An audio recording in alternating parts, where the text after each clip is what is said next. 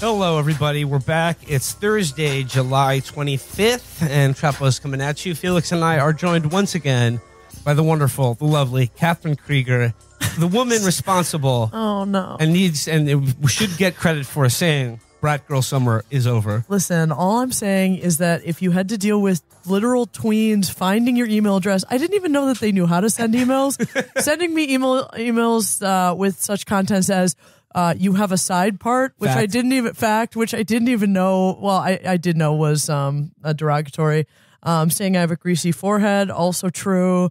I look like I'm 30, true. And therefore, I was never having a Brat Girl Summer. False. Totally false. Defamatory. You'll be hearing from my legal team. This sounds like Jacques trying to talk over Hessa on Seeking Derangements. Well, so I'm the Jacques. Oh, no, you're the Hessa. Yeah, okay, I'll take that. I'll take that either way. Brat Girl Summer is officially over. And yeah, ever since Catherine said that, somehow the Zoomers, the Alphas, they figured out how to use passenger pigeons. And we've been getting messages here at Chris's guest house saying, kill yourself. You're old. Die. Brat Girl Summer will live forever. Mm-hmm. I didn't know that like people that age were into Charlie XCX. I mean, like, you know, it's a self-selecting audience, but like from what I ascertained online, I thought Charlie XCX's audience was all like Careful. 28-year-old gay men and I don't know, women who are like really annoying about watching Sopranos. Like I thought that was her audience. I don't know. I mean, like that's what I picked. I mean, again, you know, Twitter is very blinkered. That's what I picked up. Christopher. I guess I thought that like Taylor Swift was the one who had like, you know, tweens in her audience, but they're into. You've been getting harassed. Okay, she's been getting dogpiled, brigaded. I literally got emails, which is shocking. Yeah, people emailed Catherine. I thought, like, you know, first of all, don't do that. Well, don't you know, email Catherine. I wish I would get some from, you know, men as opposed to tween girls. It's chapotraphouse@gmail.com. They'll forward to the correct inbox. People really have to be mad at you to email you. Yep. I don't even get emailed. Like the last angry email I got was one of the last things I like wrote for Deadspin before they became like zombie Deadspin. Yeah, zombie Deadspin. And there was like one line in there about Reinhard Heydrich, and I got an email in the Chapo email account, and it was like, you fucking don't ever insult Reinhard Heydrich ever again. And it's like, I saved it because it was right after that. It was like sent from AOL for iPad. So it was like a 63-year-old man. Stan culture is so toxic. Yeah, no, I mean, like, yeah. Reinhard Heydrich has 63-year-old stands. Yep. I thought Charlie XCX had like, Z-Lennial stands. I didn't know they were in Gen Alpha. Well, perfect segue here, because as long as we're disrespecting Reinhard Heydrich, I'd like to begin this week's this episode talking about the humiliation ritual that just occurred in the halls of the Reichstag, and by that I mean Adolf Hitler's address to our Congress. Sorry, Reichstag, our Reichstag Congress, and the Adolf Hitler address that was, that we all got to see the other day. Bumping that. 365 party girl. You know. I really feel like I make a pretty poor American nationalist. This is the only country I know. It's where all my stuff is. It's the only country I happen to be a citizen of. But man, oh man, seeing fucking Bibi Netanyahu just take a shit on this country, our constitution, our rights, our freedoms, to the thunderous applause of our fucking SEALs, the trained SEALs in Congress, who just lining up to lap up his piss and drink some more of it as this asshole just shits all over this country. I mean, calling October 7th, like, quote, 29 9/11s in one day. I don't even really care about that so much. Like, that's just, I always think it's funny when they do that, because it's like, they're like, yeah, we're worth like 10 of you. Yeah. But like, the thing that like really made me angry was when he said, the protesters are like, they're funded by Iran, so they're terrorists, so you should kill them. Right. You know, that's the implication there, obviously. But also, like, saying the protesters should be ashamed of themselves. Like, people hate Zell Disney. Zell Disney would never do that. No. Zell Disney would never be like, here's a list of Americans you should fucking kill for, like, protesting. Like, No Israeli, I wouldn't even let an Israeli criticize like fucking RFK or someone else like that. Yeah. Much less like someone I agree with. Yeah. But like no other country would pull that shit. No one, like imagine Estonia doing that. Coming here to ask for like more hay for their army. And they're like, oh, by the way, you should kill all the anti-Estonians in America. They're racist and terrorists. It says here, Netanyahu broke the record of standing ovations for a foreign leader in Congress, receiving 58 standing ovations during his speech, breaking the previous record of 28 in 2015. That is really damning. And, you know, like apparently it says also roughly half of the House and Senate Democrats skipped Israeli Prime Minister Benjamin Netanyahu's address to a joint session of Congress, according to an Axios headcount. That will really show him after giving him $3.8 billion in unconditional military aid like 2 months ago. No, and I feel the same way about this because, like, you know, obviously people, and I'll talk about this in a second, but people are intuiting a lot from Kamala choosing to do some previously scheduled campaign event rather than be there in person for this. This is just her trying to avoid the consequences of her own policies. And, like, this is what I feel about swapping Joe Biden out at the top of the ticket anyway.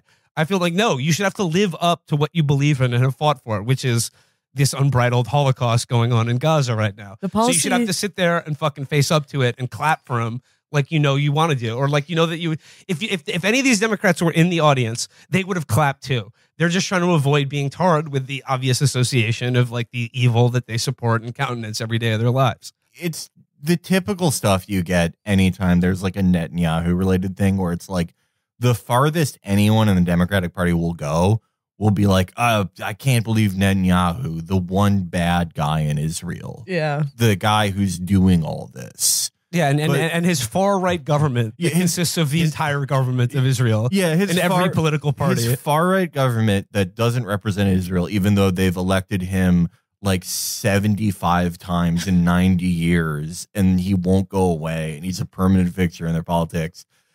He doesn't represent Israel. His opinions on Palestine are so extreme that the left opposition is actually like to the right of him on this. Yeah, in a lot of ways. Like it's just stomach churning, and no one will like actually hold anyone's feet to the fire.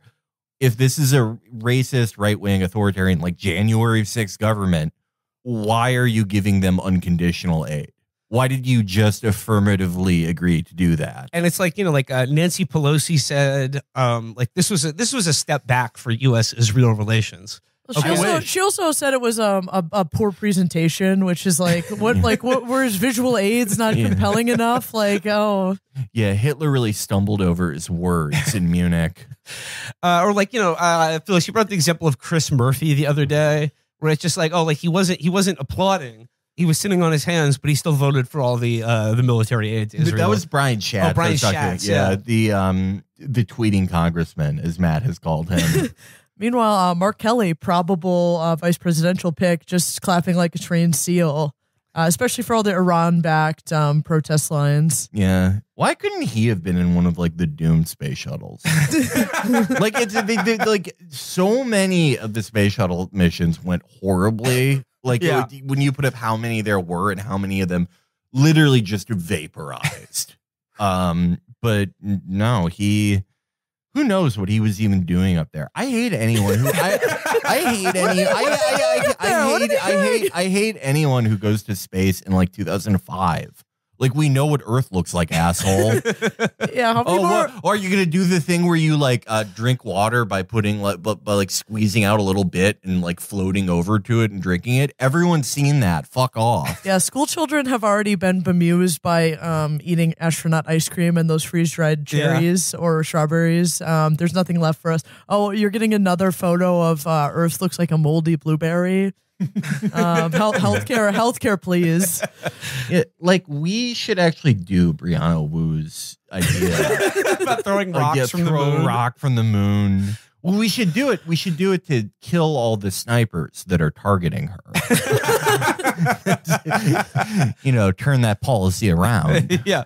But another knock-on benefit of Hitler addressing our Congress is that we did get a sort of a revival of the story about how Netanyahu and his wife bring their laundry to the White House. This is from the Times of Israel in 2020. But it says here, Prime Minister Benjamin Netanyahu and his wife Sarah, on multiple occasions, brought with them from Israel suitcases of clothes to be laundered and dry cleaned while staying at the White House guest house. The Washington Post reported Wednesday. Netanyahu's office said the story was untrue. The story reinforces earlier claims dating back a decade. What does it reinforce? Well, it's reinforcing something. But the story reinforces claims dating back a decade that the Netanyahus preferred to deal with their dirty laundry overseas following similar disclosures from a top former aide turned state's witness in the Netanyahu corruption trials. Visitors staying at the White House guest house routinely get their laundry taken care of as a perk, but it usually only consists of a shirt or two given their brief stays. The Netanyahus are the only ones who bring actual suitcases of dirty laundry for us to clean. Okay, this has always been weird to me. Do you think there's like a problem in Israel where they like can't make a good washing machine? Okay, I was just thinking about this. Like, everyone loves to say, like, oh, Israel's worth it. They created ways. Clearly, they don't even have dry cleaning technology that's up to par. Right, like that. Yeah, no, like that's everyone's used Waze. Waze is probably responsible for every abduction that happened after the proliferation of smartphones. It probably got Maura Murray lost.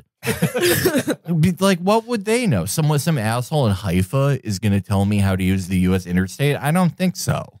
But it's Waze, SodaStream, which like.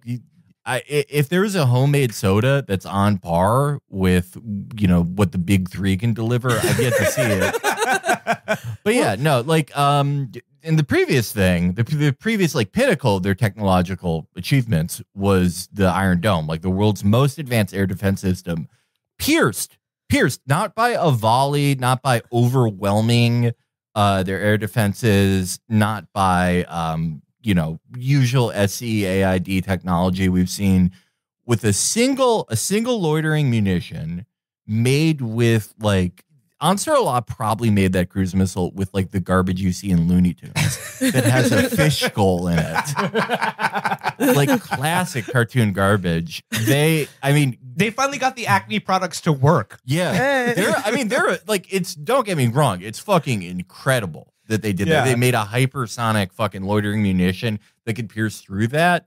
But what do you think their budget even was for that? It probably costs more to put on a live podcast than for them to make a hypersonic cruise missile. But yeah, no, they have no. I would presume then that like all their washing machines, they probably do something insane. They probably like poke holes in all your clothes. They probably like put prefabricated holes in bed sheets. Well, I mean, yeah, to go back to the laundry thing, I mean, yeah, despite reinforcing certain stereotypes, I mean, I'm not the only, I'm certainly not the first person to make this observation, but like, could you come up with a better metaphor for how Netanyahu sees the United States of America than a place to do his dirty laundry? Like, he thinks of us worse than like, like at least like coming home from college and like dumping off your dirty laundry at your mom's doorstep. Like, she's still your mom. This is just like blatant disrespect. Yeah. He's coming back from college to his hometown of Philadelphia. How is it easier to do this? That's the other, like, how is it easier to like pack up most of the clothes you own into like a government jet, bring them to the fucking White House, and then like get them? How is that easier than just like paying someone to do that at home? To quote the great Matt Grossman, they are dabbing on us. Dabbing on us. They are I guess dabbing so. on us. I guess so. It has to be something like that. It's probably, looking at Sarah, one could only imagine what she smells like. Have you ever met one of those women that just kind of has like an eggy smell? I have. That's what she kind of.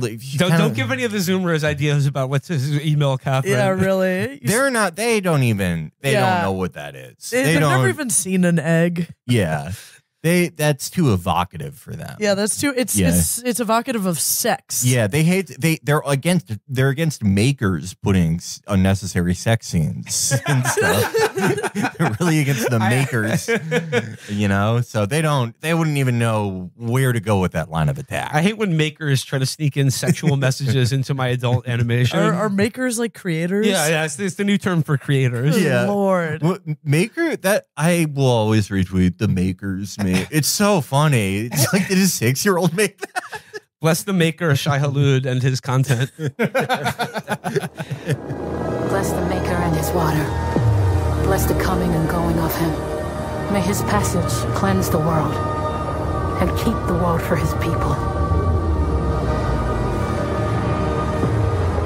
But yeah, so we had His Excellency Netanyahu addressing our Congress, and being feted like he's the president. I mean, like, I would Netanyahu is more popular as the leader of this country than either Donald Trump or Kamala Harris is, at least among Congress. I mean, they love this asshole.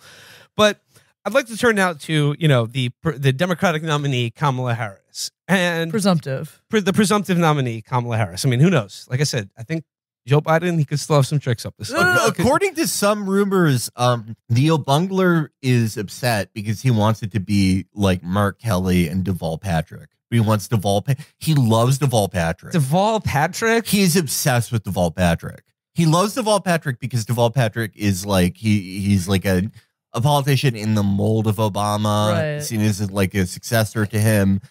And, Obama is so egotistical that he's like, people will just see this as Obama too. I read a report that he was caught off guard by how quickly Biden endorsed Kamala. Yeah, because he thought getting Biden out of there would mean that he could, I don't know, there would be a bit more of an opening. He wanted Mark Kelly and Deval Patrick. It would be funny if Theo Bungler tries to hire the real life Agent 47, so he can vote for Deval Patrick.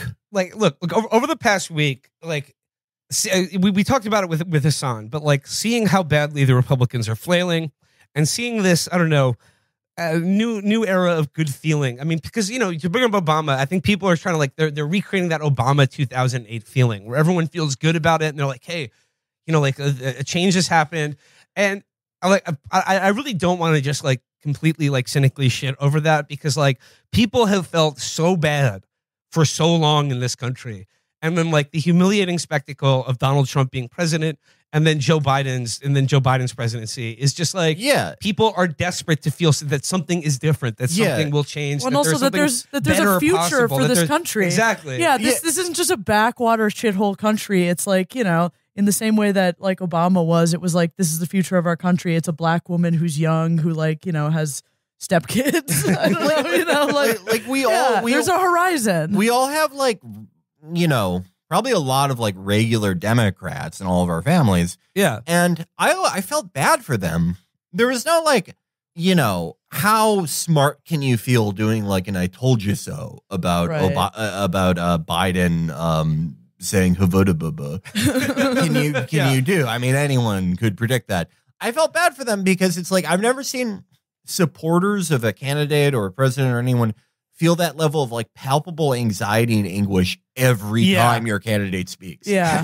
Every time he could say something insane. Every time could be the little battle fellow or battle box or fucking former And it Trump usually was. Yeah. Towards the end, it was every single interview. And I thought that must feel so fucking bad. And to an extent, I am happy for them that they don't have to go through that anymore. I can understand both, the feeling of something other than the constant humiliation of seeing Joe Biden have to be the standard bearer for the party that's supposed to represent you. But also, and I understand this even more acutely, the feeling of the distinct pleasure of seeing Donald Trump's sub-mental fan base just losing it, completely losing, and failing to find any footing, and feeling and finally facing up to what losers these people actually are, and having to, and because Donald Trump as their avatar allows these people who I don't know, shill crypto and fucking NFTs to feel like entrepreneurs and winners, and are just overtly racist. I was, it's Kamala's out of the box for a week, and Fox and Friends already said the term colored sororities. This is where we're going, you know? I mean, it's one satisfying thing for everyone with this, right? Has been to see everyone who, I talked about this on Hassan's stream yesterday, how before Biden dropped out, the Republicans were tricking themselves somewhat into a mirror image of Hillary 2016. Yes. Yeah. Up to and including buying Twitter so they could go through the same psychosis that Elizabeth Warren and Kamala Harris Yes. 2020 went through of remaking the timeline in their image and then thinking because it's on the timeline, that's how everyone thinks. They went through the trouble of buying Twitter to do that. And now, after all that, seeing people realize that this stuff is actually like still not very popular and in fact freaks people out, watching all these people backtrack is hilarious. Like watching Elon Musk, I'm going to give him $45 million. And then he's like, oh yeah, I never said that. No, I'm against cults of personality. Don't cash that check till the 15th. I'm actually voting for someone smart, like the fucking Spock. like it just everyone trying to like put the toothpaste back in the tube. People haven't seen them act insane for the past like 2 years. 2 years of just like everyone who was kind of normal, just like every day retweeting 10 accounts called like, you know, Black L's or like, you know, the rise of a guy named Cat Turd. I mean, come on. It's not even like Cat Turd is like nice compared to the stuff I've seen. Like the name, like the idea that like now there's a thought leader called Cat Turd 2. I like Cat Turd. If I could like beam back and like tell myself that, I would end it all. I like Cat Turd's awesome. Yeah. What's really, I mean, it's sadder that like Cat Turd is like who the face of that party should like that's what That's I think what when they I think of a deserve. Republican. I agree. Like, sorry, Catherine, we're a pro Cat Turd I household. know, I know. Cat Turd, it's more upsetting Cat Turd's enemy, Ian Miles Chong, was elevated. Because Ian Miles, like, that sums it all up. Ian Miles Chong, until Elon bought Twitter, he was one of the only people in this highly polarized age where everyone from, like, Varg people who think Christians are Jews and gay to, like, you know, people who are still posting Gritty, to Democrat, to just anyone, apolitical people, just gamers. Everyone hated him. Yeah. Everyone had a reason to hate him. Everyone had like tons of stories about what a fucking loser he was. He like got someone's dog killed. No one he was in the the Paradise Papers.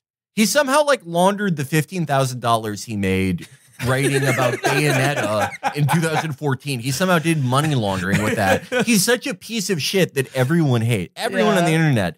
But like everything is so degenerated and awful and such and just a copy of itself that he gets elevated. Right. And it's like, no, it should. Cat Turd's right.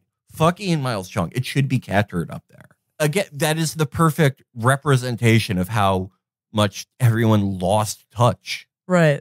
Well, like another thing you said, like in how the Trump 2024 has like eerie parallels to Hillary Clinton 2016, and one of it is like having all the supporters seal themselves in a hermetically, you know, or in a hermetically sealed thought bubble. Right. Where they believe that all of their thoughts are popular and that Hillary Clinton is the most popular woman in America. But another thing you said, Felix, that I think is spot on is that like as we're seeing this like shift in polling that happened almost instantly as soon as Joe Biden got out of the race, is that there was an air of inevitability to the Trump campaign that I think people really resented, or not so much resented, but that people were like, just give me anything else. Yeah. Give me anything else. Like, it's like, same with Hillary Clinton. They knew they were going to lose. Yeah. Yeah. I think like nothing, like it's everyone's like favorite post to retweet the Hillary Clinton, like, happy birthday to the future president. Like, because, but like people don't remember the time that was posted. When that was posted, they were already like decorating the White House. Yeah. They were saying such annoying shit all the fucking time. And I really like, I don't think that like changed the election, obviously. But I think it's symptomatic of a larger issue where when it's like summer and you're like, fuck you, you're going to lose. Get ready to cry. Like that's your advertisement for your presidency. You're going to cry. You're going to have a shitty time. Just doing that really turns people off and shows like a lack of a positive vision. Which is why I think there's been this huge groundswell of, you know, memery and whatever around Kamala. Like people are like so, you know, delusional and overjoyed to just like have something to cheer for. Yeah. Yeah. And also like the whole thing, I read the whole thing is very like, I'm so glad to go back to brunch energy. Also, it's like, you know, we were all resistance, we're all Democrats, and we were all feeling so bad about ho-hum having to back Joe Biden, who was A, going to lose, and B, perpetuating a genocide. But now with Kamala, it's like we get to feel even better than we did about Obama because, it's a black woman. And also, like, thank God it's not Joe Biden. So now it's like, like people are getting mad at you guys and they'll continue to about like, why are you bringing up old shit? Like she's also still a member of an administration that's, politicized doing genocide. the Holocaust. Yeah. And here's the thing. That's easy to do when everybody knows Joe Biden is going to lose. Yeah. And continue to make a strong stance on Gaza, it feels different when everyone thinks Kamala is going to win. And here's the thing. I think for fairness, I said on the last episode, I'm still not voting for Kamala Harris. But look, there's an opportunity. I'm open. Look, the way I feel about this is the way I feel similar to the afterlife. I'm willing to be surprised, but I'm not holding my breath. And what it would take for me to vote for Kamala Harris. And again, when you hear this and think to yourself, who gives a shit what you're saying? Your vote doesn't matter. Nobody's interested. Good. We understand each other. My vote doesn't matter, nor is it sought by the Democratic Party. But that being said, I would pull the lever. I would cast a ballot for her if she just did her. And I don't know. It's difficult because she's not actually the president yet. But if they made any meaningful break with Israel, that would be enough for me to do it. That would be like to say. And then what does that mean? It's not just I don't mean calling for a ceasefire because the Biden White House has been doing that for the last 9 months. What I mean is like bringing about an end to this war. And I think just as a presidential nominee who is now the favorite, I think a strong statement from her saying that we are cutting off military and diplomatic support until they get a ceasefire done. I think that might go a long way to actually ending this war. Just that statement alone, I think, would send a clear message, especially considering that she's the front runner. So, like, that's what it would take from me. But like I said, I'm not holding my breath. And I have to note that a lot of people, I think, are simply wish casting this idea that Kamala represents that there's any daylight between Kamala Harris and Joe Biden as it relates to Israel and its genocide against the Palestinian people. I mean, she just put out that fucking statement about the protests being burning flags. Burning flags and, like Hamas and blah, blah, blah. It's like she didn't even give people 12 hours of that wish casting before she like brought down the hammer and being like, no, I'm just like Joe Biden. I mean, with Kamala, it's going to be like interesting because her, people who remember her 2020 campaign will remember that Harris's inner circle is comprised entirely of people who belong to and run NGOs that exist entirely to funnel votes into the Democratic Party. And as such, they're incredibly skilled at the kind of like muling, emotionally manipulative, like professional Democratic Party friendly activist language that was completely absent in Biden world. Like they did not. I mean, to their credit. To their credit. Yeah. You would never hear any of the fucking Delaware shitheads and losers in Biden's world say the word white adjacent. They don't know what that meant. Could you imagine him saying that? Could you imagine Joe Biden going out there and saying any of that? No. But like, her world is filled with that. And it will be interesting to see what tricks they pull out when she, is exactly the same on this as Biden, because why wouldn't she be? I get ready to see some of the grossest shit you've ever seen. People are so desperate to lap it up. Like already she's barely even, worrying into, trying to wokeify genocide, but people are so desperate to, be carried away by it. And, at the risk of, further upsetting, for further being the turd in the punch bowl here, I'd like to turn a little for a second to this article that just came out today on CNN by Edward Isaac Devore, who is Edward Isaac Devore fetish, who is a reliable regime mouthpiece. And the headline here is Harris navigates Biden and Netanyahu as she considers her stance on Israel. I mean, interesting. She's considering it for the first time. Yeah. I love this stuff. Like Jamel Bouie won't write about Israel-Palestine like a 47-year-old man. I just don't know enough about it. I just don't know. Still learning. Everyone's like Mikey Miles when it comes to Israel. It's fucking amazing. These people who pride themselves on knowing fucking everything. They'll write about Henry Kissinger because that's safe. They're not even opposed to writing about foreign policy. But Israel comes up. Hey, level 47, still learning. I just don't know enough. Level 47, Vice President of the United States, still have to do the reading. Kamala is level 60. She's like 2 Mikeys. And she's still not ready. So this is Edward Devore fetish. Just a kid from Tel Aviv. 4 days into the most consequential week of Kamala Harris's political life, she has to confront the most fraught foreign policy issue facing the country by looking directly into the eyes of an Israeli prime minister who decided not to give her even a passing name check in his address to Congress Wednesday afternoon. Up until now, Harris has been defined by working for President Joe Biden, arguably the most explicitly pro-Israel American president, even though his relationship with Benjamin Netanyahu has frayed. But now that she's the presumptive Democratic nominee, Harris has to define what kind of president she wants to be on this and every other issue, while Biden remains at the White House trying to nail down an Israel-Hamas ceasefire deal, and with some around him thinking that restarting the normalization of relations with Saudi Arabia could be a top legacy project for the remainder of his term. Yep. The top leg. I love he wants to do the Abraham Accords. Yep. He's the only guy who bought that. Him and Patrick Bet-David. Those are the two #1 fans of the Abraham Accords. Not even Jared Kushner likes them that much. It says Harris didn't preside over Netanyahu's speech to Congress on Wednesday, instead choosing to stick with a pre-scheduled trip to a sorority event in Indiana as anti-Semitic protests erupted near the U.S. Capitol. My least favorite type of protest. Listen to this. Where anti-Semitic protests erupted near the U.S. Capitol, where fences were put up like in the days following the January 6, 2021 riot. Yep. There we go. I'm nodding. This guy, I don't know if, again, another primary 2020 memory. This guy is, I always thought he was a hack, but he's such a fucking piece of shit. This Isaac Edward DeVore.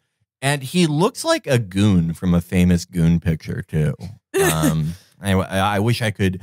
we were a video podcast, so I could show people. But you do wish we were this? Well, wish this. I mean, you know my feel. We should be depicted as Manuals who are speaking Chinese. See that? Combining the two greatest AI technologies. Yeah, that is what AI is for. Yeah, someone get on that. Yeah, we should just be like cute little Manuals talking and in Chinese, but we should be able to show images of people we hate. I like that. That's a good idea.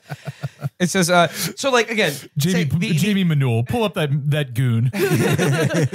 But just, getting it in there casually that these protests are anti-Semitic and just like the January 6th riot. Because of fences? It's aren't there fences around the Capitol? Well, they've been put up there because of the January 6th, but now this is January 6th part 2. And it's even worse because they're anti-Semitic. How can you just say that they're anti-Semitic?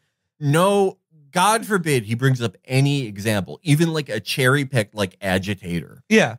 Doing or saying anything. No, you could just say that. You could just call everyone there is an unrepentant Nazi. Well, but that's basically what Kamala said in her fucking statement. She said anti-Semitism too. This has been the party line for, basically since October 8th. Shapiro compared campus protesters to fucking KKK members. Yeah. Yeah. And similar to how they will not muster even a single paltry example as as activist groups like Jewish Voice for Peace are arrested and escorted out of the Capitol Dome for just sitting, not rioting, sitting on the ground and saying ceasefire now. That's an act of violent, hateful bigotry and anti-Semitism. Or, oh God, my personal favorite from yesterday, defacing the replica Liberty Bell in Washington, D.C. Give me a fucking break. Cry me a fucking river. I mean, if getting a lump in your throat about our fucking flag is one thing, but the replica Liberty Bell is not even 40 years old. Who gives a shit? Yeah, what was a greater assault on the Bill of Rights was Netanyahu calling American citizens who protested evil terrorists who should be killed. Of a foreign government. In our halls of power. Yeah, and people and congressmen applauding for it. And by the way, flag burning, I thought this was long established, is a constitutionally protected First Amendment right. Well, now it's anti-Semitic. Well, now it's illegal. It's anti-Semitic. But similar how they won't muster even one example of this supposedly violent KKK anti-Semitic bigotry. They can't even rustle up. And that's the laziness of all of this. They can't even rustle up one weirdo, I don't know, with a swastika bracelet or something. Because if they had that, it would be everywhere. Yeah, those people always get fucking ejected from all these protests. In a similar way, in Netanyahu's speech to Congress, he once again mentioned Hamas burning babies alive. Well, and he also is there any fact checking on that? He told a news story about babies burned in an attic. But yeah, the attic thing is come on, they're just getting the Anne Frank reference in there. Yeah. Yeah. But again, all of this stuff has been basically at the very least, found no basis. It's been found wanting in a factual sense. Yeah. That's the way to put it. Has not exactly been heaped with evidentiary support. Anyway. Okay, returning to the vor fetish, he says, on Thursday, she's set to welcome Netanyahu to her ceremonial office in the old executive office building. But articulating a clear come into my ceremonial office. But articulating a clear position on Israel will take more than that, according to CNN's conversations with 24 former and current aides, members of Congress, and other political players. We don't have enough evidence, said Richard Haass, the former president of the Council on Foreign Relations, an official in George W. Bush's State Department, when asked to evaluate Harris's position on Israel vis-a-vis Biden. Anyone who says they can answer is not very helpful. You can't judge a person when they're vice president. Oh my God. When can you judge them? Again, it's so Mikey Miles. Still learning. 60 is not that old. This is someone who was in George W. Bush's State Department. Shouldn't you be able to judge them for that? Should you be able to judge? Do we not have enough evidence? Do we not have enough evidence about Dick Cheney to judge his positions when he was vice president? Or even the guy saying this. Yeah, you were in George W. Bush's State Department. I'm sorry. You're allowed to extrapolate how a guy feels. I mean, adulthood doesn't start until you're 83. Yeah. I'm 60, still learning, still articulating a position on Israel. I feel like this is kind of a mirror image to the J.D. Vance phenomenon we're seeing right now. Where it's just how old is he now? How many political and religious conversions has this guy had in his adult life? Yeah. I'm sorry, I don't trust anyone like that. Yeah. Know thyself. And at what point does it start counting? Someone like that, especially where it's their political conversion is so violent that it's literally the exact thing I believed 2 years ago is they want to wipe out humanity and replace it with fucking Beyond Burgers. So you believed that for half your life until now? You shouldn't be telling anyone. If that's true, then you're a fucking idiot. Yeah. You have no idea what's going on then. If even 10% of that is true, you are the dumbest fucking person ever. Take a seat. Sit your white ass down and listen to Cat Turd. Cat Turd is probably voted for Richard Nixon. Yeah. You could learn a thing. Well, that's ideological coherence. Yeah. I mean, like I said, Cat Turd, he knows who he is. Yeah. And like Russ Cole says, there's freedom in that. Yeah. That picture of him, he looks so cool. You know how we were talking about the Elvira video and how fun it would be to be a Trent Lott Republican before 9/11? And I still think that. I would love to work for Congressman Bob Barr. I think that would be so fun. But that's gone. No danger of me doing that now. That's all fun, and America's dead. But the closest now to work for a Republican, you have to have gone through 8 religious conversions before your 17th birthday. Yeah, you have to be a 39-year-old who's been has gotten some type of Christian circumcision from an offshoot of the Greek Orthodox Church that most people don't know about. After he's been married and had 2 kids. Yeah, you have to do that. You have to belong to a Discord where you're inventing a new type of frog that's beyond Groiper. You have to do so much shit. There's no fun. No one's singing Elvira.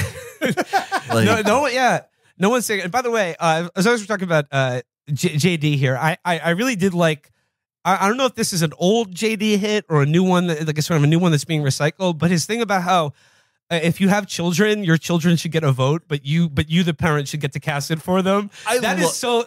First of all, that is a great idea, and it's going to go over like gangbusters with the American people. Who, if I know one thing about them, it's what most Americans hate the idea of their taxes going to spend money on for education of their children, let alone other people. So the idea that other people's kids are going to get to vote for them. Also, I thought the point is they're mad that there aren't enough white babies. So wouldn't this immediately backfire? I mean, I wonder demographically how this would actually work out. Well, when he said the parents decide how to vote, what happens when there's one kid but 2 parents, as there are in many cases? Who does the? Obviously, it would have to be the pater familias. Yeah, I hate to split the family vote. Yeah, well, it's just so stupid. My comment on this is an idea I thoroughly support, and I think it's a good idea, with the important caveat that once you start collecting Social Security, your child or children gain control of your vote. Because I don't think, you talk about having a purchase in the future of the country. I don't think old people should be allowed to vote. Yeah, I mean, think how things would be if old people, their grandkids, controlled their vote in the 2020 primary. You know? Yep. Yeah. Well, Yes, sir. all right, back to the vor fetish.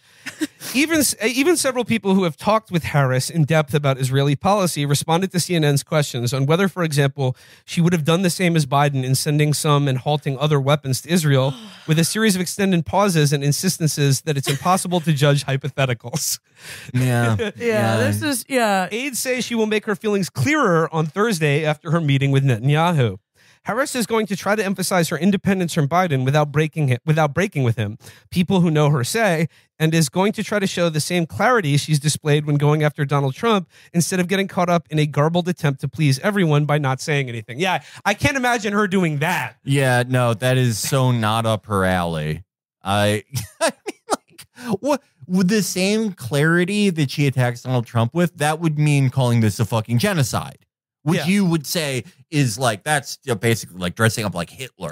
You know, God forbid she do that. Well, and she would never. This idea that like she's like an opaque black box, like she's a member of this administration. And yeah, like a senator before that. Yeah, like, you know, this is, people are just so desperate to like, you know, it's not even Lucy in the football. It's like, they're like, they've already, you know, been bait and switched with the football. And now they're imagining like, will there ever be a football again? But like, it's like I see people who are like consider themselves savvy and can see through Biden when, for instance, like they're like, oh, like anonymous sources leak to the news media in DC. They're like, you know, Biden's pretty pissed with Netanyahu. He used the F word on a call with him. And like, I'm so glad we're done with those. Yeah, like I mean, like to see through that. Which F word? Oh,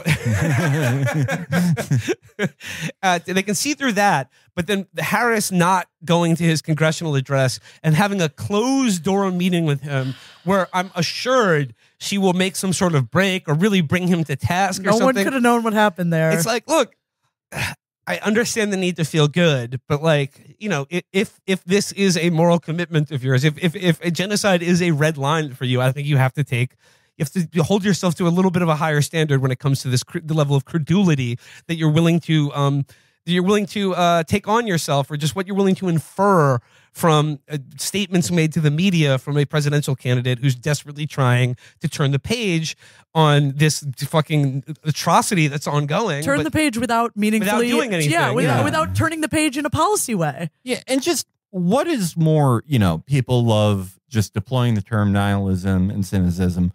What is more nihilistic and cynical?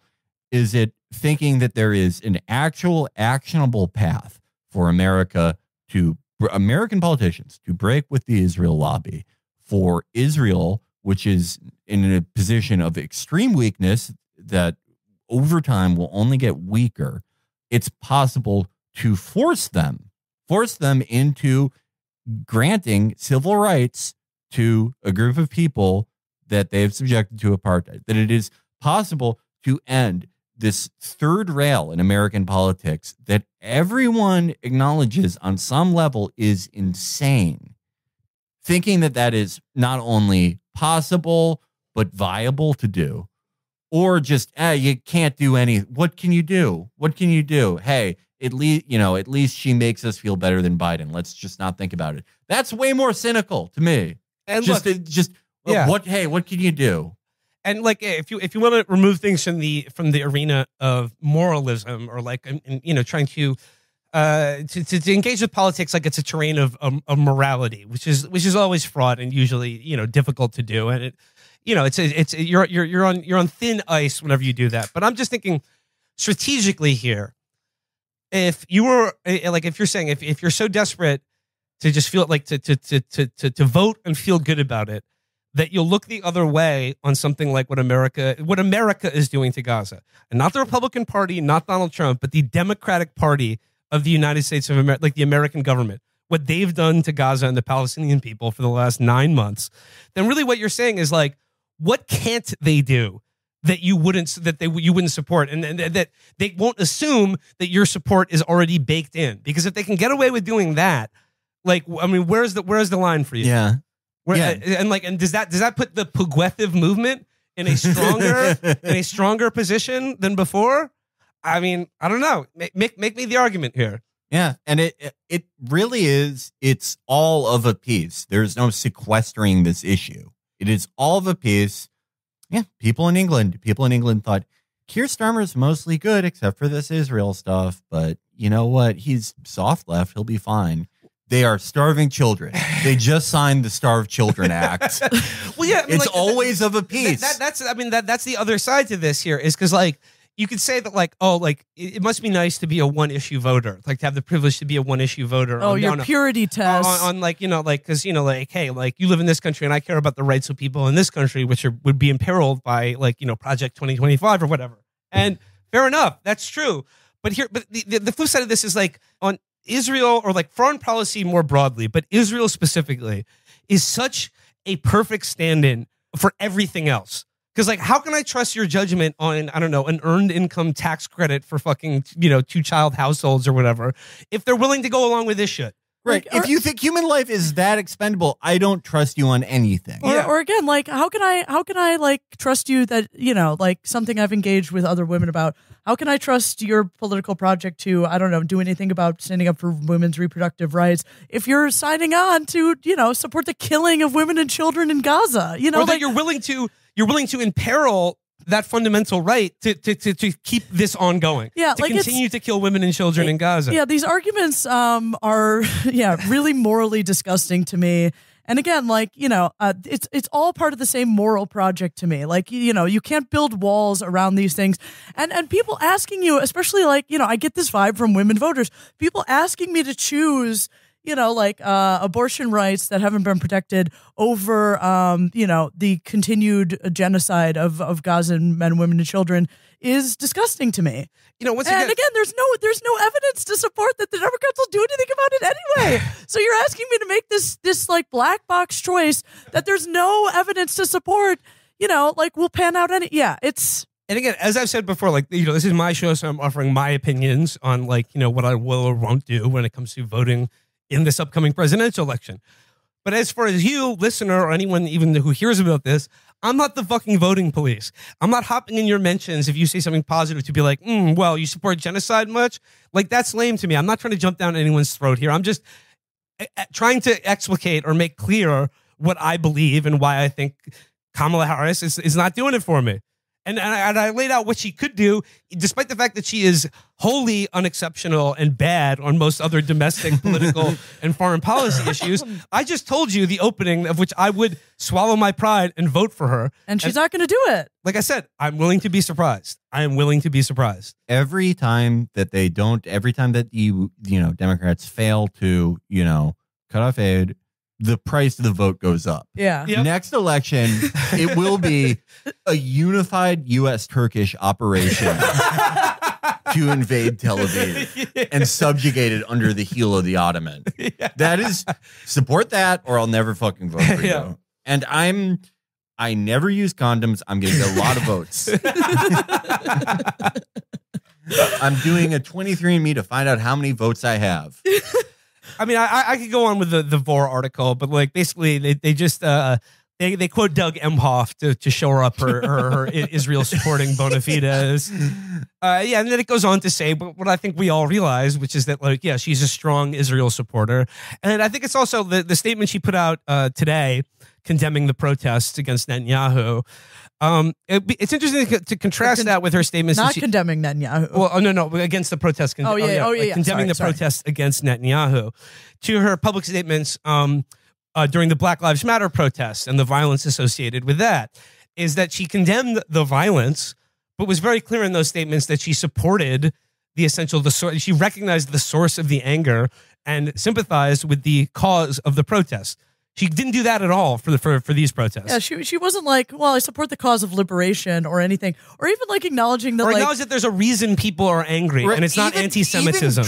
Even Trump said, "Well, I don't know. There was a lot of Jews in yarmulkes there." Like, did you see? He literally said that. Oh, I didn't see that. He was like, "Well, it's very like." I love whenever they ask him about like Israel or something because he's so fun. It sounds like when he talks to like Logan Paul because it's like the same thing where he just doesn't really know what's going on. He's a broken clock that's right, you know, 2 or 3 times a day. But he was like, well, it's a really tough situation and Israel's got really bad PR, but you know, there were a lot of Jews in yarmulkes there, so who knows? Well, yeah, fucking Kamala won't even acknowledge that like there are Jewish voices for peace, as it were. That's amazing. Yeah. Like he has to like note every like visually distinct detail of everyone he sees. And it forced him to acknowledge this thing that no other like mainstream politician has. It doesn't mean anything for his policies, obviously, but like that's unthinkable for a Democrat to say that. Right. Although the final thing that caused some back and shoulder injuries was me foolishly fighting the world champion sumo wrestler and charging him at him at full speed to knock him over, which I did succeed in doing, but you paid a price for it. A very, very high price. Carnivore diet will fix that. The what? Sorry. The carnivore diet will fix that. Look, I like meat. I'm pro meat. I don't think a carnivore diet is going to fix this particular issue. I think my wife had an injury of 40 years, and it resolved in 2 years on a carnivore diet. If you just eat steak or something? Yeah. I mean, all beef. Well, speaking of not pulling out and having lots of children, did you feel, Catherine? Did you get a chance to watch any of the highlights from the Elon Musk Jordan Peterson interview? Oh my God! Okay, as someone who does this professionally, I got to say, Jordan Peterson is the best interviewer I have ever seen. Yeah, and by that I mean he only talks. I don't want to hear what your interview subject has to say, because Elon Musk doesn't have anything to say. What he has to say is, yeah. Interesting. Looking into it. My son is dead. Yeah. Elon brought his F game. Well, like, we've all seen Club Random, right? Yeah. That's sort of like Bill's interview style. Yeah. Where he just like yells at someone. It's so funny. He like, if you saw the Bella Thorne episode. Yeah. Oh, that was that was incredible. Where he's like, don't you think therapy is fucking stupid? And she's like, I was actually like abused. One of the most abused like child actors I was ever. a child star, yeah. And he was like, not you. Well, the Club Random is great for that reason, because that's his. He just has people on to like hector them, and just some like boring celebrity like Rainn Wilson or someone will come on and he'll be like, "You want to smoke weed?" And they'll be like, "No, I'm actually fucking sober." And he'll be like, "Don't you think that's gay?" but Jordan Peterson is doing the same. Like he takes every opportunity to like Musk is getting ready to say the longest his longest response ever, which is he's like taking the largest intake of breath you've ever heard. Half a sentence, or he's just be like, "Yeah, I thought about that once," and then like he barely gets that out before Jordan Peterson is like, "The all beef diet cures that." That was my favorite part. That was my favorite part. He has a back problem from from trying to do a takedown to the world wrestling champion, trying to suck his own dick. I love Elon's like cool MMA guy stuff. Yes, I was thinking about you. I love when he does that. When he's like, "Yeah, I've been in several hundred street fights. I've never trained, but people I've never trained, but people say my grip strength is quite good." It's just like some guy in Joe Rogan's gym let you like tackle him. Some loser who like wants a Cybertruck let you tackle him, and you're like, "I'm actually a black belt. I'm the best at 10 planet jiu-jitsu." But he said he got a back injury from like doing MMA, because he's a world-class fighter. He won't fight Zuckerberg. Zuckerberg would kill him. And he was saying he has to get a surgery for it. And Jordan just goes, "The carnivore diet cures that. It fixes everything." And he was like, "My wife had a condition for 40 years where she couldn't raise her arm above her head. It resolved itself after she started eating only beef." Who is she? John McCain? And then Elon's reactions to that were so funny, because like, this is like Jordan Peterson is glazing him like no one else on the earth. It's and so uncomfortable. The absolute contempt that Elon Musk has for him, because he just goes, "Yeah, I don't think that's the. I don't think he goes, "Yeah, you just eat steak. I mean, I'm a fan of meat, but I don't think that's would fix the issue." And he's like, "No, my wife is better now. She can clap." He tried to basically tell Elon in so many words that like his wife's pussy is better than ever from only eating beef. He was like, "It's provided amazing physical results. Believe me." And it was a really gross thing. She was never a squirter. But eating beef has cured that. I love playing the violin on her now. It's been said. that I would win gold medal in the lesbian pussy eating Olympics. And it's, I think, steak for that. Which is not like Wagyu beef. What if there was a white professor in the NFL? 6'5", 220. No, there will be white cornerbacks again in the NFL if we adopt the carnivore diet. Carnivore diet solves all of it. Carnivore diet solves the problem of no white cornerbacks. It was so like anything Elon said, he was like, no, I've like talked to doctor, like I have fucking $100 billion. I went to a doctor, and he's like, no, it's just enzymes. He's such a psycho. And then so I mean, like the poll from the interview was like the genuinely repellent part where Elon Musk said the woke mind virus killed my son. It's like no, like your son isn't like so. I'm quoting what I saw. It's like your kid isn't dead. You're just a deadbeat. And Elon Musk's daughter has responded on I think Threads or whatever, and it wasn't even like she was like that angry. She was just sort of like, I don't know you. Like what Elon Musk said in the interview was like, you've chosen not to have a relationship with me because you won't recognize me as a trans his child was gay and autistic, and he knew they were gay because he said she did things like sing show tunes and pick out outfits for him. And his daughter responding said, I was 4 years old. I wasn't doing anything. What are you talking about? I didn't know show tunes back then. Like, were you even around then? Yeah, no. It's what's so like repulsive about it is like there's me and Hassan watched this conservative comedian, actually the guy from Lady Ballers, Tyler Fisher, the guy who plays the character named Felix. Oh wow! Me and Hassan watched his Joe Rogan episode a few weeks ago, and we were really grossed out by it because he's like trying to make this whole like conservative turn because he's like a failed comedian and many such cases. But like throughout that, part of his like whole conservative act is like, oh, well, I was raised by gay parents, and let me tell you, it fucking ruined my life and it fucked me up. And I thought it was so gross because it's like, just the act of like airing your family out. For really undignified. Doing it for money and your career and fame is like pretty bad. But when you're like already the richest man on earth and you're just doing it so like Ian Miles Chong likes you more. Yeah. Like selling out your family for that is like lowest of the low. Yeah, the worst returns. Like your own kids. Like that is you human shit. Well, and again, you're like a multi-billionaire who's now like essentially attacking your own trans kid. It's like, what the fuck is wrong with you? He's saying that his kid is dead. Yeah. Like that is stomach turning. And then like, and like you could tell that was like the one point Elon Musk actually wanted to make in this interview, that like my child is dead and was killed by the woke mind virus, even though he probably has her phone. I mean, actually, no, I'm saying that he probably doesn't have her phone number. But like, yeah, you could presumably reach out and talk to your very much still alive child. Elon Musk needs to be cut off from doing IVF because like really, like it's a national emergency. He cannot be allowed to do more IVF. Do you know anyone who has, forget like 12 kids, whatever he has now. Do you know anyone who has like 3 kids who has the time to talk to Ian Miles Chong all the time? Call your kids. Ostensibly run 2 companies, or 3, and then also play all of Elden Ring with the shittiest build. Something's not being done here. And I think one of the things not being done is any engagement with any of his children at all. Like I'm sorry. Like I've seen what happens when someone has 1 kid.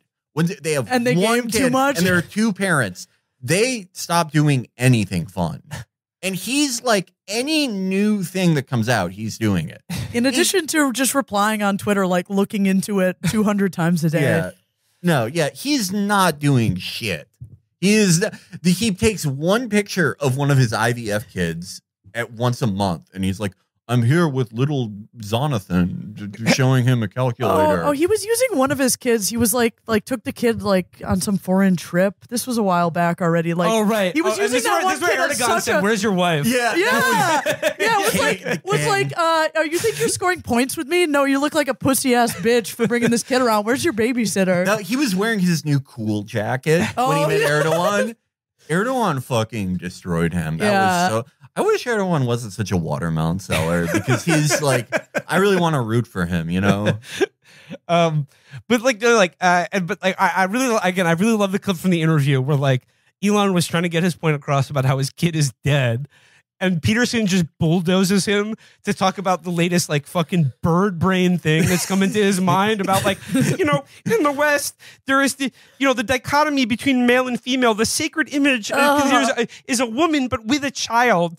And I've just been thinking lately a lot about if it's an image of a woman without a child, the civilization is very close to the end. He has so many seed blunt thoughts. Like he's like the whole seed blunt thing. People don't like. We literally, when we were in high school, when I was in high school, we knew a guy who literally he was one of those guys who makes like shitty rap songs with like a copy of Fruity Loops on you know, like before Chromebooks, and he would always say like, I always get weed with seeds in it because when I smoke the seeds, it makes me more creative. Those are idea pods. Yeah. And that like, these are this is the exact same type of thinking.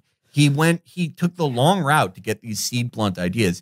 Every time that he's not talking about like a current issue, like you know, like a regular conservative thing that they're all talking about, it's baffling. He's one of the dumbest people.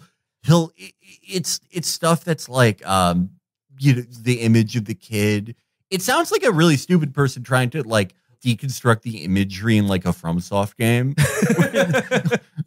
It's just the classic image is a man slaying a dragon. Well, what if the dragon had an RFID chip like dogs have now? Isn't that scary? When you go, what the fuck are you talking about? When you go to Arby's and you get the roast beef without the cheese on top, you can tell that it's a society very close to its end. You need the sacred dichotomy between meat and cheese. How come and horsey sauce? They're doing away with it. The only third gender. Well, they should sing a song at a funeral. They should sing the last song. They should sing a song when you're born and sing the last song when you die. Why have you ever considered why there's a happy birthday song, but not a song for when you die? Why we have a day every year where adults and children try to scare each other? Why do we celebrate the Grinch? He ruined everyone's Christmas. It's bloody awful.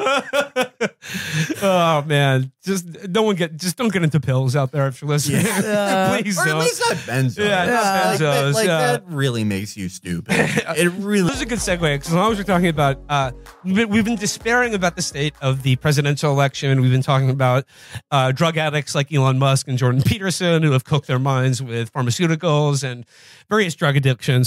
But there is a solution out there, and once again, I must reiterate that there is a candidate out there who men of character and virtue can still support. I'm talking, of course, about RFK Jr., who came out. I mean, I don't know if this is, once again, like this is just things that are coming up.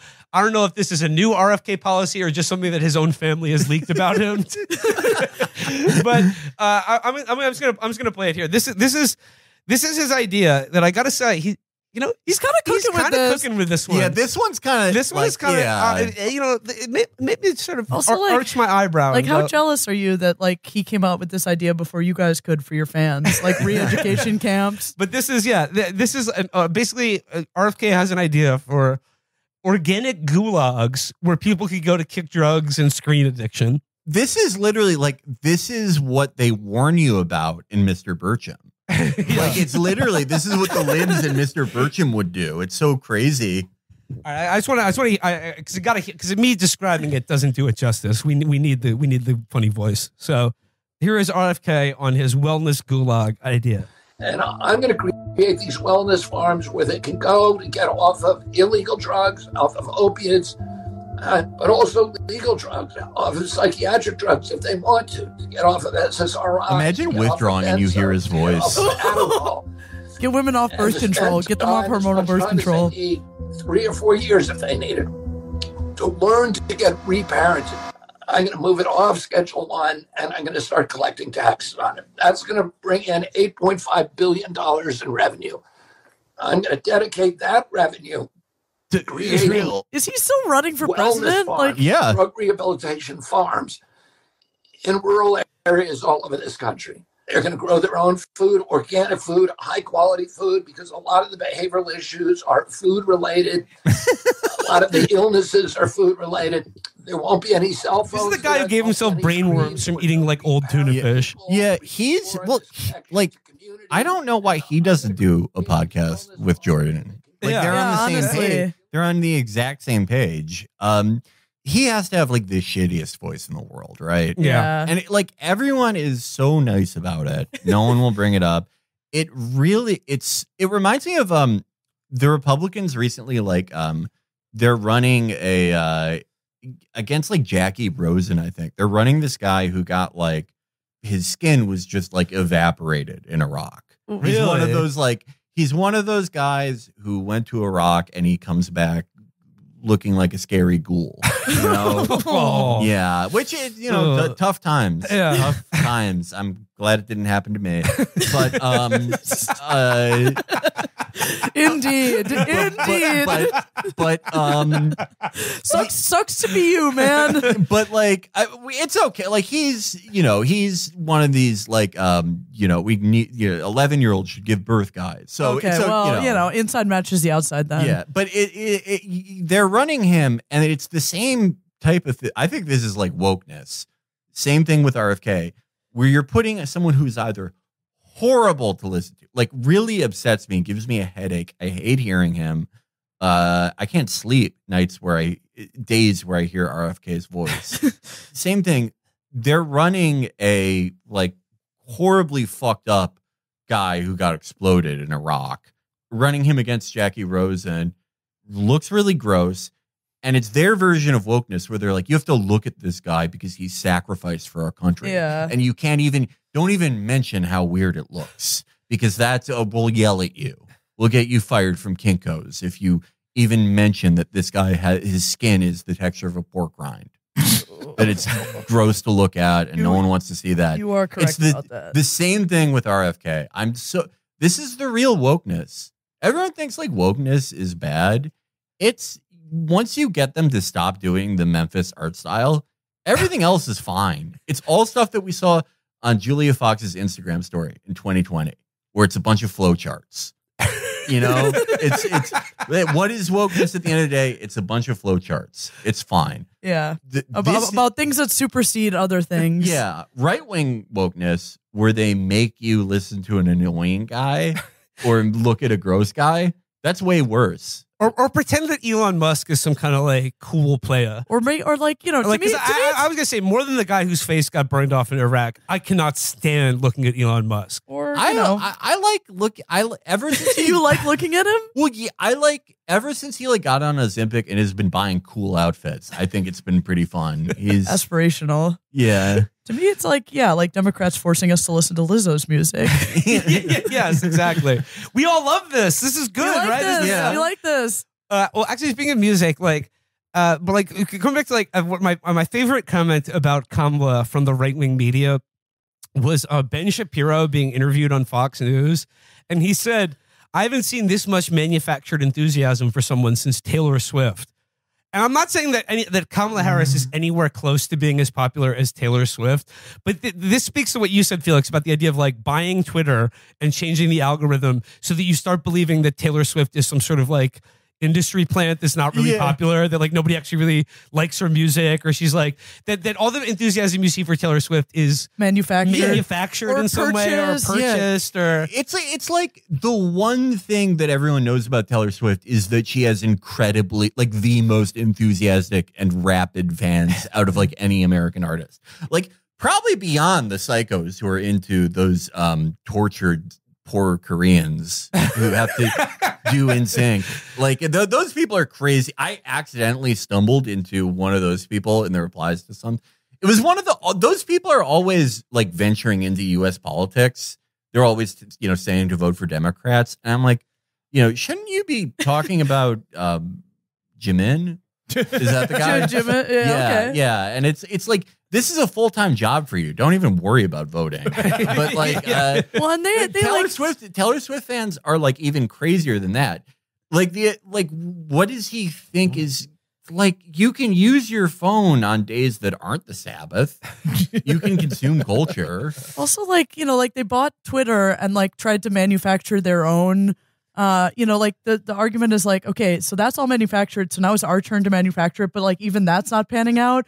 And like we were talking about this the other day. I said like, okay, so if manufactured Taylor Swift fandom looks like selling out arenas, like you know, Kamala should hope for that because it means she's going to be president, I guess. Well, see, you know, so like, it's like is it fake or are the metrics broken by which we measure what's popular? I think they view culture. I think they view the popularity of things in culture that are lib or cringe or not based. Well, like, therefore, anything that's popular. Like they assume that is the result of, you know, some sort of inorganic manufactured, like, so that like then they're like, oh, it's just now it's our chance to do it, and like they just assume that that's what's going on for everything, and like that's why Mr. Bertram is the #1 show in America. Yeah, that's it. Mr. Bertram's #1, the top artist in the world. Once you like uncuck the streams. Did you know that 1 trillion people are listening to Ronnie Radke right now? That's the most popular. Ronnie Radke. Ronnie Radke he was like no one yell at me. I don't give a shit about these genres of music. You know, he was like a scream core. I don't know. One of those fucking bands that's called like, you know, bring me the cutting bodies. My head off. bring me sundown. All those fucking stupid bands. He was in one of those bands. He's hilarious. I read his Wikipedia. He was in one of those bands and they were doing well. And then he didn't kill someone. He was in a fight. He was in a fight over a high school girl he was dating. Oh. And he got into a big brawl with like a bunch of other losers. And one of them died and he had to go to prison. And his band was like, we're kicking you out of Sunrise Horizon. And he was like, fine, fuck you. I'll start my own band in prison called Bring Me the Drain Pipe. And then he, you know, got very big in that. And he was like just one of those guys forever. But then he went crazy in like 2021 and he started making like break scream course. I don't know, like whatever the fuck. Well, they were about like pronouns. Oh, he would be like, there was a song he had that was literally like, the voices inside your head are giving you the pronouns. The cancel culture is you. He's hilarious.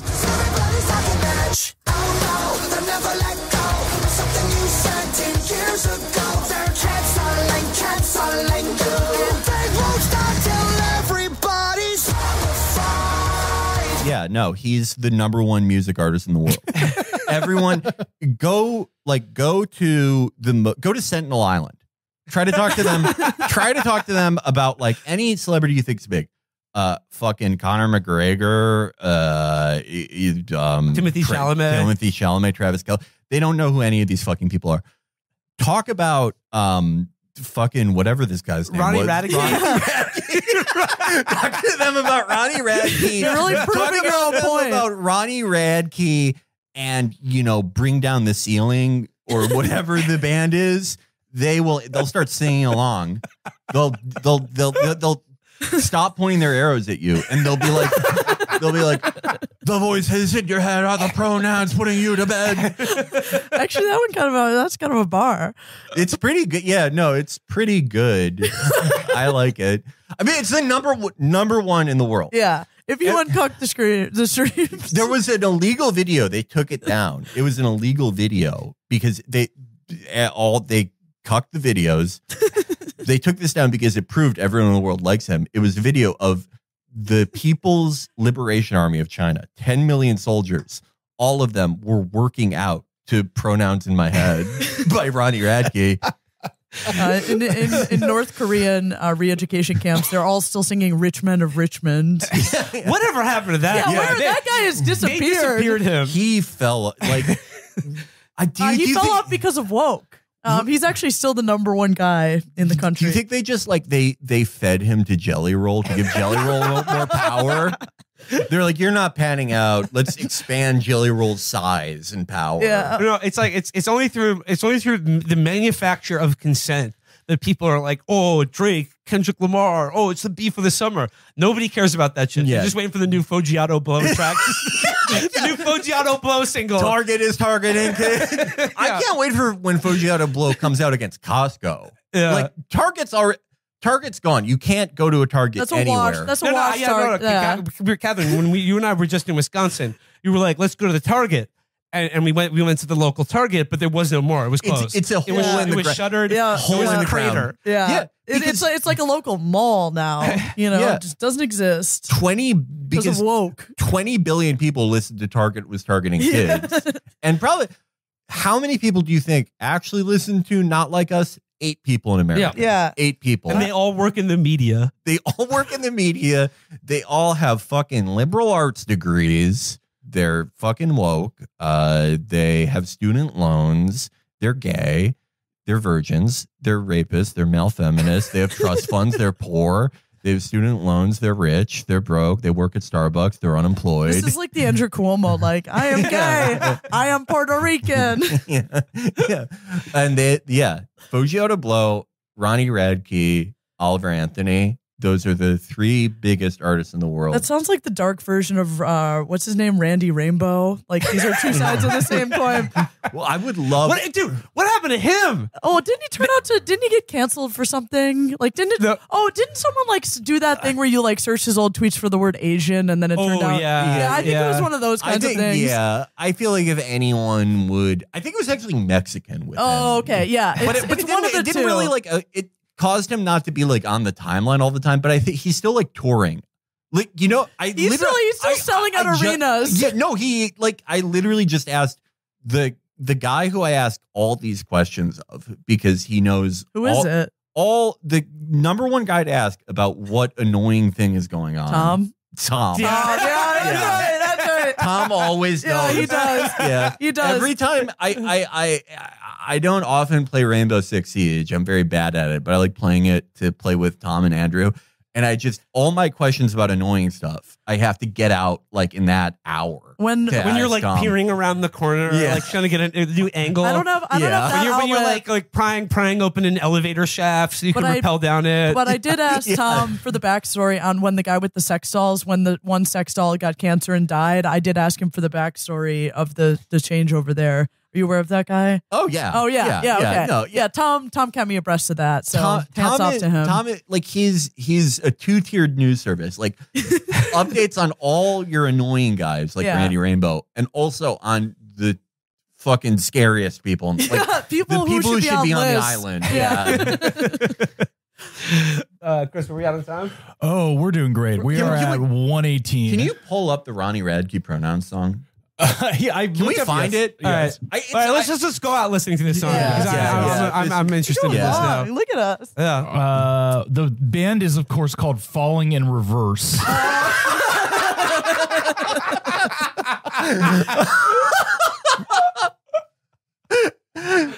I'm gonna try to find out what it's called. He has a song with Jelly Roll that came out a month ago. So yeah, you were able to. Oh yeah, no, there's a video with. Is Jelly Roll anti-woke? I don't know. So, or is he just fat?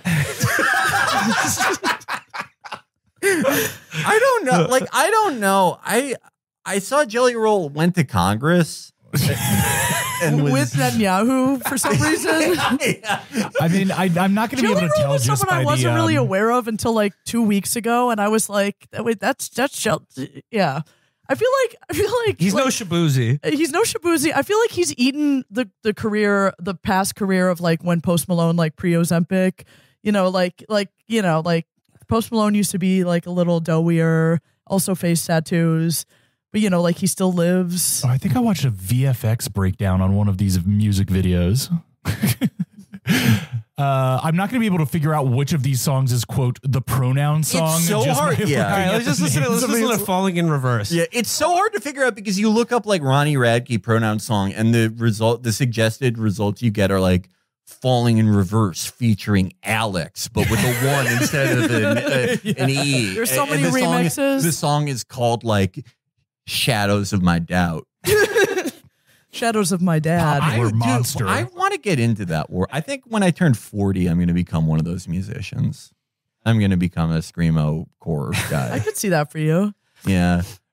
Right, if you're going to turn 18 when I'm 40, I would like to get into a fight over you at a high school and kill a man so I can go to prison. Ooh. Nothing. I'm not going to do anything weird to you. Yeah. I just want to write a song about pronouns. Prisons are woke these days. All right. They make you wear your pronouns on your jumpsuits.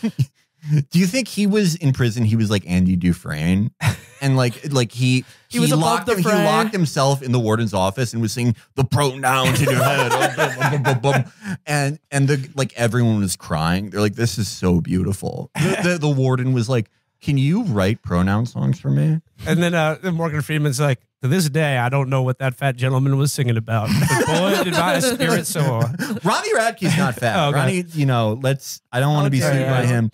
He's not a jelly roll type individual. Okay. I'm not pep. All right. I'm not able to. This is a tough task. You know what? Tough task. You know what? The listeners will get a little Ronnie. They'll Radke figure on it the out. way. We'll figure it out. It's a quest that rewards industriousness. Yeah. When you give you a side quest, find Ronnie Radke. Is that even his name? Are we even sure that that's definitely his name? That's his, no, Okay. that's his All name. right, just making sure. His name. Yeah. All right, everybody. Till next time, that does it for us today. Bye-bye. Bye. Bye.